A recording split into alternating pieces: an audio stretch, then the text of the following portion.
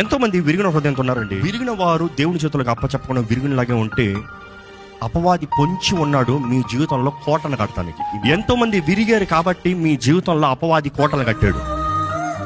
There are towers and strongholds of the devil in many humans because of their broken hearts. మనిషి విరిగినప్పుడు బలహీనుడు, అప్పుడే అపవాది కోట కడతాడు. విరిగిన వాడు పోరాడలేడు, బలహీనంగా ఉంటాడు. తన పక్షాన్ని ఎవరైనా నిలబడాలి. విరిగిన వాడు కానీ విరిగినట్టుగా ఉంటే అపవాది కోట కడతాడు. నెంబర్ 1 ముఖ్యమైన కోట పేరేంటి తెలుసా?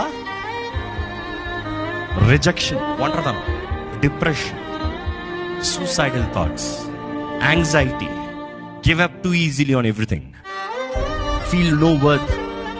ఏదో ఒక్క సంఘటన జీవితంలో జరిగింది కాబట్టి అన్నీ అలాగే అనుకుంటారు.